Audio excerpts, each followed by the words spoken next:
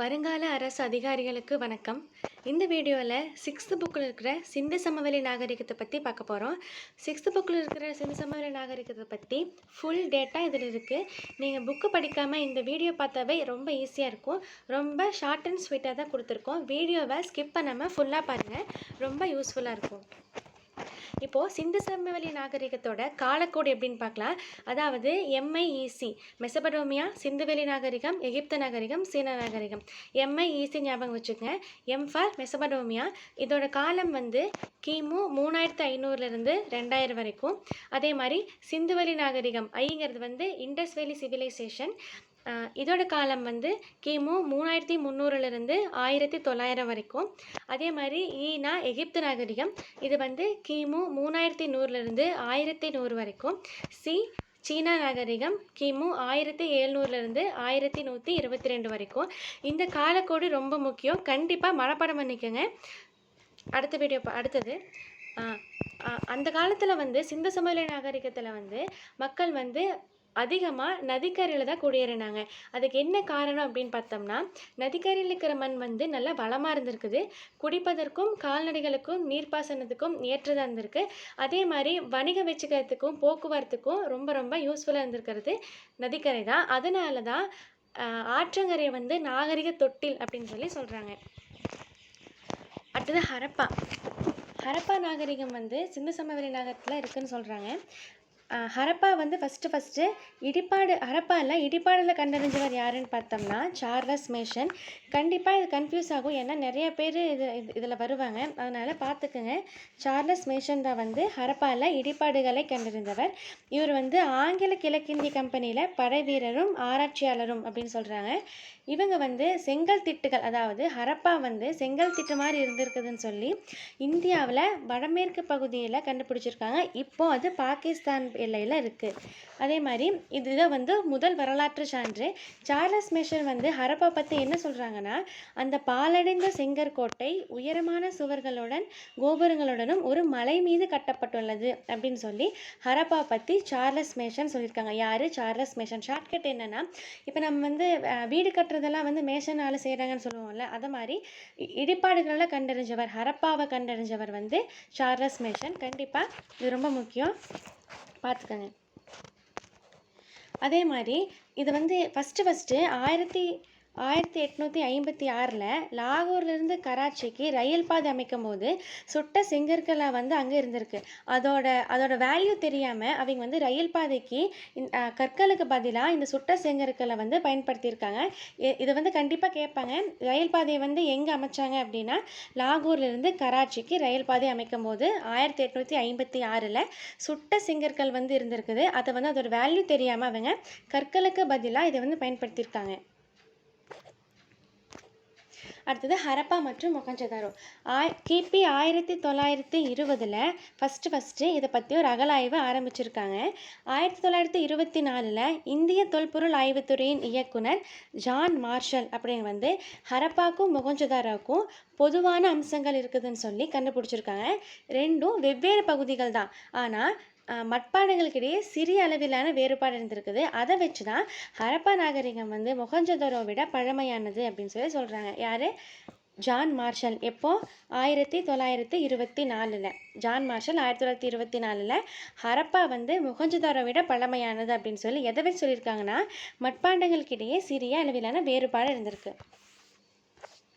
அடுத்து காலவரையறை. புவி எல்லை, அதாவது புவி எல்லைனா தெற்கு எல்லையில் இருக்குது. காலப்பகுதி வெண்கல காலம். வெண்கலத்தை வந்து அவங்க அதிகமாக யூஸ் பண்ணியிருந்ததுனால இதை வந்து வெண்கல காலம் அப்படின்னு சொல்லி சொல்கிறாங்க. காலம் கிபி 300 1900 வரைக்கும். முன்னாடி பார்த்துருப்போம்ல, சிந்துவெளி நாகரிகம் கிபி 3300 1900 வரைக்கும். பரப்பு 13 லட்சம் சதுர கிலோமீட்டர். நகரங்கள், பெரிய நகரங்கள் அங்கே வந்து இருந்திருக்கு. அதனால இது வந்து நகர நாகரிகம் சொல்லுவாங்க. ஹரப்பா நாகரிகத்தை என்ன சொல்லுவாங்கன்னா, நகர நாகரிகம் அப்படின்னு சொல்லி சொல்லுவாங்க. கிராமங்கள் வந்து 200க்கும் மேற்பட்ட கிராமங்கள் இருந்திருக்கு. அதே மாதிரி நகர நாகரிகம். ஹரப்பா வந்து நகர நாகரிகம் சொல்கிறதுக்கான முக்கியமான காரணங்கள் என்னென்னா, இது கண்டிப்பாக கூற்று காரணங்கள் கேட்கறதுக்கு சான்ஸ் இருக்குது. மனப்பாடம் பண்ணி தான் ஆகணும். சிறப்பான நகர திட்டமிடல். அதாவது நகரத்தை வந்து நல்லா ஒரு ஒரு வெல் பிளான்டு சிட்டியாக வந்து ஹரப்பா நாகரிகம் வந்து இருந்திருக்குது. அதே மாதிரி அங்கே இருக்கிற கட்டிடக்கலை வந்து நல்ல வேலைப்பாடு மிக்க கட்டிடக்கலையை அமைச்சிருக்காங்க. தூய்மைக்கும் சுகாதாரத்திற்கும் அதிக முன்னுரிமை கொடுத்துருக்காங்க. அப்போவே ரொம்ப சுத்தமாக இருக்கணுங்கிறதுக்கு அவங்க ரொம்ப முக்கியத்துவம் கொடுத்து வீடுகள், கழிவுநீர்களை வந்து அமைச்சிருக்காங்க. அதே மாதிரி நிறைய வணிகம் செஞ்சுருக்காங்க. அதுக்கு வந்து தரப்படுத்தப்பட்ட எடைகள், அளவீடுகள் அதை வச்சு வணிகம் செஞ்சுருக்காங்க. இதுவும் ரொம்ப முக்கியம், பார்த்துக்குங்க. விவசாய மற்றும் கைவினை தொழில்களுக்கான விவசாயம் கைவினை தொழில்களுக்கான திடமான அடித்தளம் வந்து அமைச்சிருக்காங்க. இதெல்லாம் தான் வந்து ஹரப்பா நாகரிகம் வந்து நகர நாகரிகம் அப்படிங்கிறதுக்கான ஒரு முக்கியமான காரணம். கண்டிப்பாக பார்த்துக்குங்க. அடுத்தது மெஹர்கர். இது ரொம்ப முக்கியம். சிந்து சமவெளி நாகரிகத்திற்கு முன்னோடி வந்து இதை சொல்லுவாங்க. அதாவது சிந்து சமவெளி நாகரிகத்திற்கு முன்னோடி எதுன்னு பார்த்தோம்னா மெஹர்கர். சிந்து சமவெளி நாகரிகத்திற்கு முன்னோடி மெஹர்கர். இது அங்கே வந்து புதிய கற்கால மக்கள் வந்திருக்காங்க. கண்டிப்பாக நான் வந்து சிந்து சமவெளி நகரத்துக்கு முன்னோடி ரொம்ப பழசு அப்படின்னாவே நம்மளுக்கு தோணும்னா அவங்க வந்து ஆப்ஷன் கொடுத்துருப்பாங்க, பழைய கற்காலம், புதிய கற்காலம் அப்படி இப்படின்னு. ஆனால் நம்மளுக்கு ஆட்டோமேட்டிக்காக மைண்ட் எங்கே போகும்னா, சிந்து சமவெளி நகரத்துக்கு முன்னோடி அப்படின்னா ஆட்டோமேட்டிக்காக நம்மளுக்கு பழைய கற்காலம் தான் போகும். ஆனால் கிடையாது.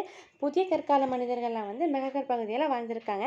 தொடக்கக்கால மனிதர்கள் வாழ்ந்த இடங்கள் ஒன்று தான் வந்து மெஹர்கர்.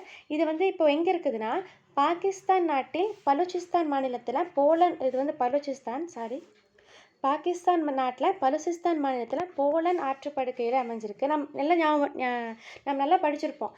பாகிஸ்தான், பலுச்சிஸ்தான் பாப்பான்னு இருக்குது, முடிஞ்சுது. ஆனால் என்ன ஆற்றுப்படுக்கையில் அமைஞ்சிருக்குதுன்னு சொல்லி ஒன்றா கூற்று காரணங்கள்லையோ இல்லை சரியானதை தேர்ந்தெடுத்துறதுக்கு அப்படிங்கிற ஆப்ஷனில் இந்த போலன் நதிக்கரைங்களை வேறு மாதிரி கொடுத்துருப்பாங்க. நம்ம அதை படிச்சிருக்க மாட்டோம்.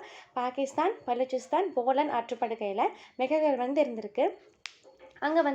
அங்கே என்ன பண்ணியிருக்காங்கன்னா, வேளாண்மை கால்நடையில் ஈடுபட்டதற்கான சான்று இருக்குது. இது வந்து கிமு 7000 ஒட்டிய தொல்லியல் சான்று.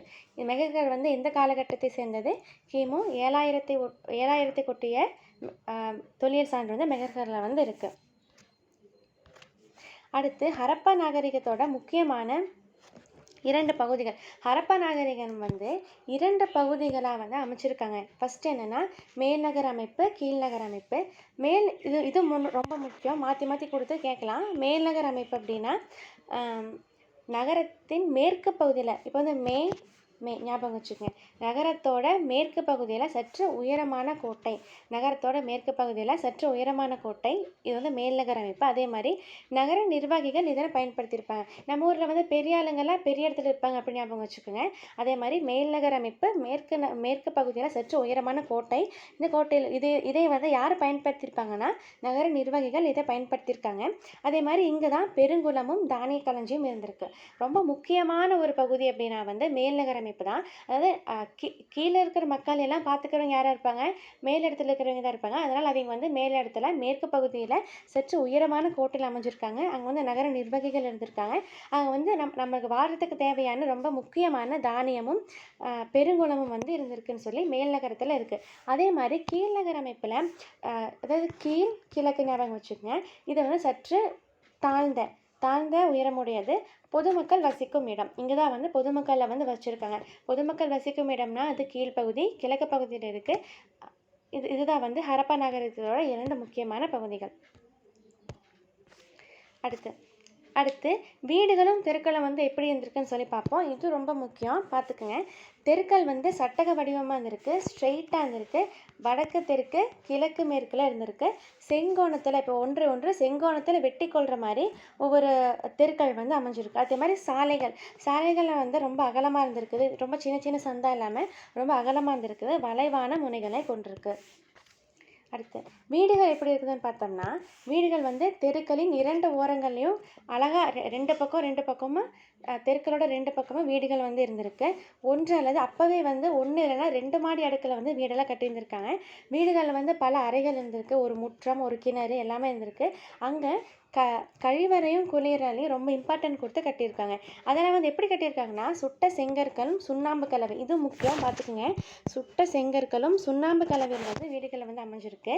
அந்த செங்கற்களை வந்து சூரிய வெப்பத்தில் உலர வைக்கப்பட்ட செங்கற்களும் பயன்படுத்தியிருக்காங்க. இப்போ நம்ம எப்படி வீடு கட்டும்போது ரொம்ப செங்கல்லாம் வந்து ரொம்ப அளவு வந்து கரெக்டாக இருக்கும்ல, அதே மாதிரி அப்பவும் சீரான அளவிலான செங்கற்களை வந்து பயன்படுத்தியிருக்காங்க. கூரைகளும் சமதளமாக இருந்திருக்கு. அடுத்து ஹரப்பா சிந்து சமவெளி நகரத்தில் வந்து எதுக்கான சான்றுகள் இல்லைன்னா, அங்கே வந்து அரண்மனைகள் கிடையாது, வழிபாட்டு தலங்கள் கிடையாது. பார்த்துக்கங்க, எது இல்லை, அரண்மனைகள் வழிபாட்டு தலங்கள் இல்லை. இன்னும் நிறையா இருக்காது. அதெல்லாம் வந்து நம்ம 11th புக்கில் இருக்கோம், அதை நம்ம பார்த்துக்கலாம். அப்போது சுட்ட செங்கற்கள் பயன்படுத்துறதுக்கு என்ன காரணம் அப்படின்னு பார்த்தோம்னா, சுட்ட செங்கற்கள் பயன்படுத்த என்ன காரணம்னா, வலுவானது, கடினமானது, நிலைத்து நிற்கும், நெருப்பை தாங்குபவை, நீரினால் கரைவதில்லை. அப்படி இருந்தால் தான் அந்த வீடு வந்து ரொம்ப நாளாக தாக்கு பிடிச்சிருக்கும். அதனால் ரொம்ப வலுவாக இருக்கிறதுக்காக சுட்ட செங்கற்கள் வந்து பயன்படுத்தியிருக்காங்க. அதே மாதிரி ரொம்ப கடினமாக இருக்கும், ரொம்ப நாள் தாங்கும், சூரிய வெப்பம், நெருப்பு இது எல்லாமே தாங்குற மாதிரி தான் சுட்ட செங்கற்கள் இருந்திருக்குது. நீரினால் மழை வந்தாவோ கரையாமல் இருந்திருக்குது. அடுத்து கழிவுநீர் அமைப்பு எப்படி இருந்துச்சுன்னா, நன்கு வெளியேற்றப்பட்ட கழிவுநீர் அமைப்பு. இது வந்து வெளியேற்றப்பட்ட கழிவுநீர் அமைப்பு. செங்கற்களும் கல் தட்டுக்களை வச்சு இதை வந்து அமைச்சிருக்காங்க. கழிவுநீர் தேங்காமல் இருக்க லேசான மண் சரிவு, அதாவது ஒரு மாதிரி ஒரு சாய்வான ஒரு அமைப்பு தான் வந்து இந்த கழிவுநீர் அமைப்பு வச்சுருக்காங்க. ஏன்னா கழிவுநீர் அப்போ தான் தேங்காமல் சாய்வாக இருந்துச்சுன்னா அது பாட்டுக்கு கழிவுநீர் வந்து தேங்காமல் அது பாட்டுக்கு ஓடிடும். அது மாதிரி அந்த மாதிரி அமைச்சிருக்காங்க. சரியான இடைவெளியில் துளைகள் கழிவுப் பொருட்களை அப்புறப்படுத்த பயன்படுத்தியிருக்காங்க. அதாவது சரியான இடைவெளியில் துளைகள் வந்து இருந்திருக்கும். கழிவுகள் எதுக்காகனா கழிவுப் பொருட்களை அப்புறப்படுத்த. அதே மாதிரி வீட்டில் இருந்து கழிவுநீர் பல தெருக்களின் கீழ் அமைக்கப்பட்டிருந்த குழாய்கள் மூலமாக முக்கிய வடிகால்களை சென்றடையுமாறு அமைக்கப்பட்டிருக்கு. அதாவது கீழே வந்து ஒரு ட்ரைனேஜ் மாதிரி வச்சுருக்காங்க. அது வந்து வீட்டிலிருந்து ஸ்ட்ரைட்டாக அங்கே போய் தேங்கி கழிவுநீர் வந்து அப்புறப்படுத்தியிருக்காங்க. அதே மாதிரி திடக்கழிவுகளை தேக்கி வைக்க குழிகள் வந்து பயன்படுத்தியிருக்காங்க. திடக்கழிவுகள் அதாவது நம்ம இந்த வேஸ்ட்டு, கிச்சன் வேஸ்ட்டு அதெல்லாம் வந்து ஒரு குழிகள் வச்சு அதை வந்து சேவ் பண்ணி வச்சுருந்துருக்குறாங்க. அதிலிருந்து தேக்கி வைக்கப்பட்ட கழிவுநீர் அதாவது என்னென்னா திடக்கழிவுகள் தேங்கி கழிவுநீர் மட்டும் அந்த வடிகால் அமைப்பு மூலமாக வெளியே போயிருந்திருக்கு. அவ்வளோதான். இந்த வீடியோ இல்லாமல் ஹரப்பா பற்றி ஒரு ஷார்ட்டாக பார்த்துட்டோம். அடுத்த வீடியோவில் மொஹஞ்சதாரோ மற்றும் அது போக மீதமாக இருக்கிற டேட்டாஸ் பற்றி பார்ப்போம். இந்த வீடியோ பிடிச்சிருக்குன்னு நினைக்கிறேன். இந்த வீடியோ பிடிச்சிருந்தா லைக் பண்ணுங்கள், ஷேர் பண்ணுங்கள். வலியது பிழைக்குங்கிற சேனலுக்கு சப்ஸ்கிரைப் பண்ணுங்கள். தொடர்ந்து முயற்சி பண்ணிகிட்டே இருங்க. வெற்றி பெற வாழ்த்துக்கள். வணக்கம்.